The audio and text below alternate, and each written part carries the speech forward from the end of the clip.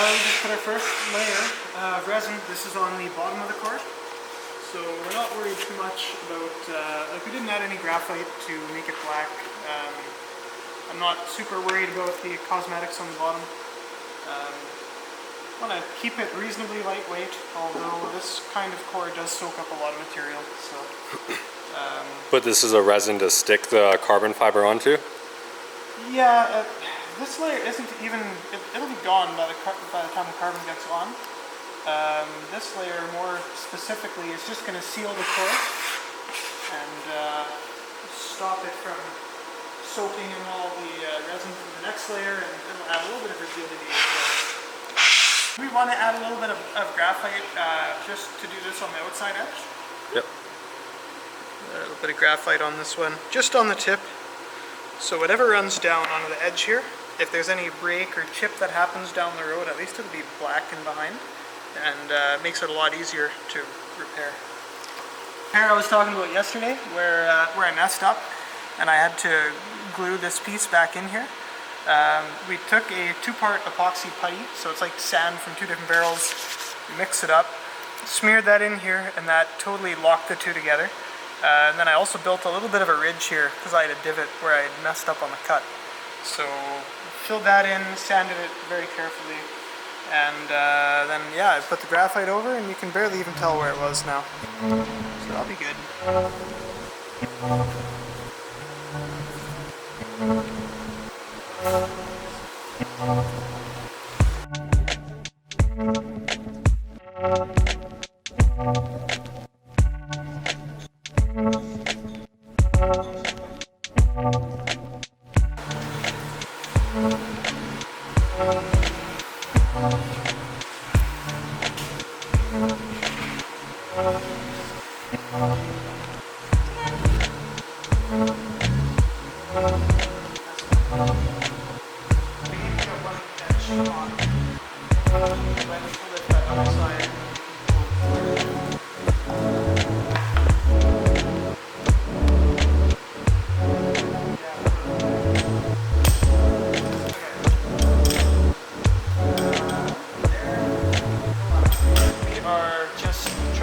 Our weave, put it down a little bit silly, which is fine because we're on the bottom. We have time to fix it, but our weave was crooked, so we wanted to straighten that out a little bit for our own pride and nothing else. This is getting cut out later. And then what does that thing do? This is a roller that allows us to put fabric down and pull resin out without distorting the fabric. Passes inspection. Okay.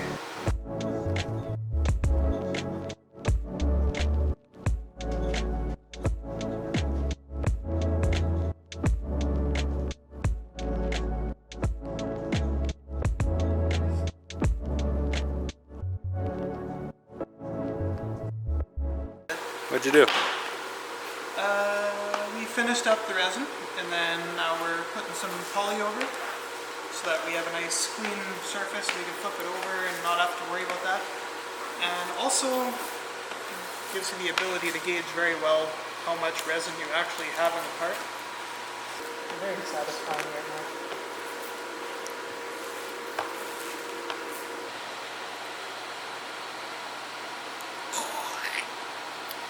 Delicious. That's what good, we'll keep it PG, never mind. Quick transition, whipping the pancakes. Yeah. Bam. Then, Now this poly comes off. yes, very gently. Oh, we're not on the table over here. We need to push that way. Okay. You're pushing it back on. Right now I'm looking for excess resin. Piling up. Right? But it's actually, yeah, it's looking decently good. Should I just, oh, sorry. Should I just pull and then? I think, yeah, we will pull. I definitely don't know what I'm doing. Here we go.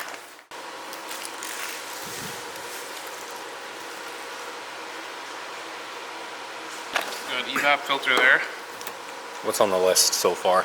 We got a powder coat one more pipe, tighten some fuel lines, evap filter, turbo drain, wire in some external sensors, catch can filter we're waiting on, and fuel coolant.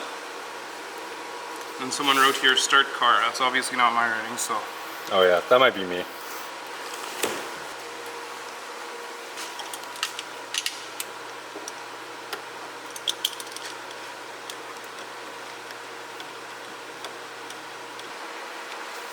Pretty simple process, I guess, on these AN lines. Yeah, it's not bad. We just did everything up top. Now that we have it on the hoist, now we can just tighten up everything on the bottom. Is this a chase bait kit? No, this is all custom made with vibrant lines, vibrant fittings, vibrant hose. Nice. You can see, like, we put the billet flange on there for the drain, just because with the new turbo, the old flange, like the width of the holes is different, so. I see. Put a new drain in there. But now we're gonna tackle turbo drain. The old, and then the new return into the block. Actually, there's like nothing there.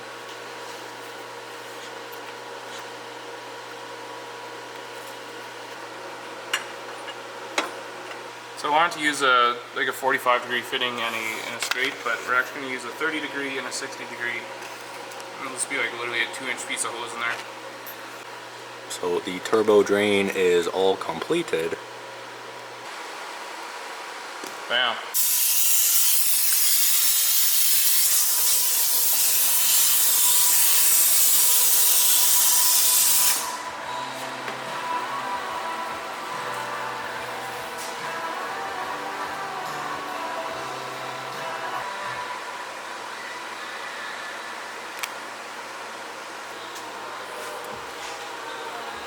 Pressure test the system, make sure she's all good.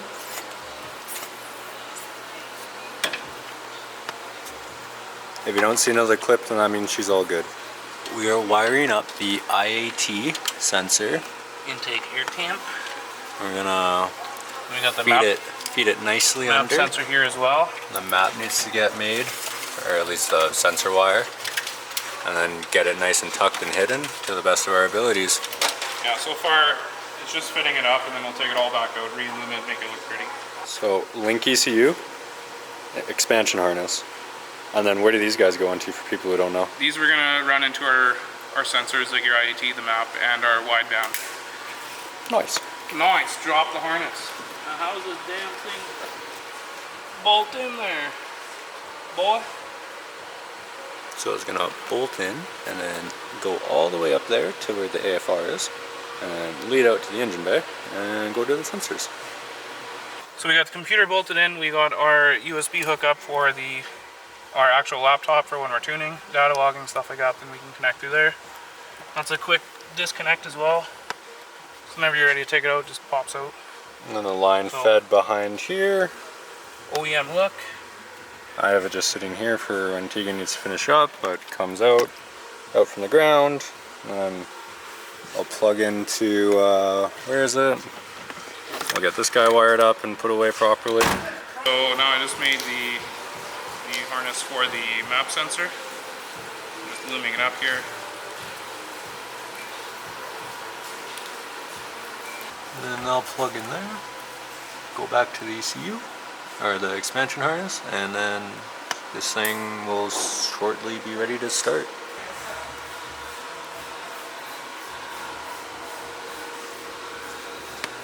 So loom the IAT up. Now we're just gonna actually tuck it properly, and then Run through the firewall. run it through the firewall, and then hook it up to the expansion, Expansion harness, yeah. and then get the base map later on, and then this thing will eventually start. Oh, I went way over catch can. That's not done yet. Oh, and I sucked at recording it. You guys deserve an update. What have I missed that's been going on? What are you doing now? We are just setting down a fabric onto the carbon that's going to, when we vacuum bag it, it's going to bring the resin up flat to the surface.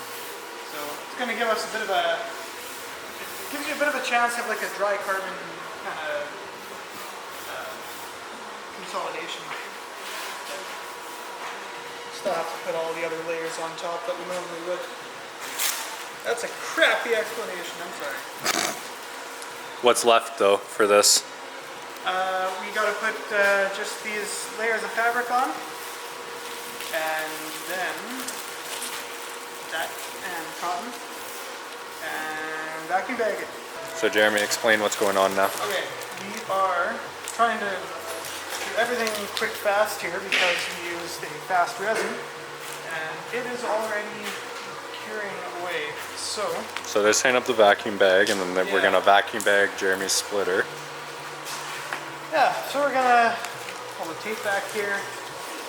We have a table that we reuse for a whole bunch of projects, so instead of always using the top and the bottom bag, etc., then we have the table as the bottom.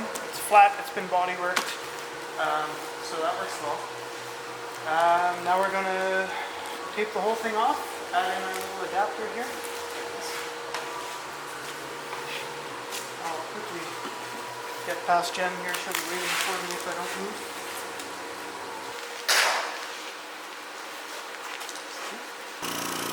So we have our vacuum pump on now. Jen is going to make sure that this sits flat, or I'll tie it up. Okay. See if we can make this stay up here. Okay, we're leaking around the flange here. So what we're going to do is very quickly, because our resin is still curing away on us, we're going to try and find all the leaks and seal them up, and then this bag is going to start pulling in. So the useful thing about this tape when you're under vacuum is you can put it on anything, anywhere, at any time. It's your fix, it's your go-to. So soon we'll get a little bit of vacuum, and then once we have a little bit of a pull, then the more it pulls, the more it will fix its own leaks, so to speak. Okay, so now take a look at the part. More exciting than the gauge. This is all starting to pull in here.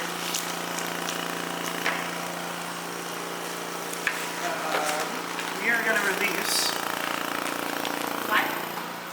Because all the slack isn't helping us. It's not. Nothing is So rough. close. Yeah.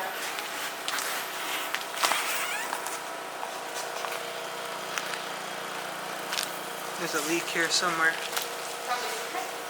Yeah, it's in here. Another thing we do to fix leaks sometimes is just pull it apart. Just like that. Can we get some air in here? And then when you smush it back together, that oftentimes does it. Yeah, here, I'll give you air. Yep. Get that valve. Give us a bit of vacuum. You can hear if there's more leaks, but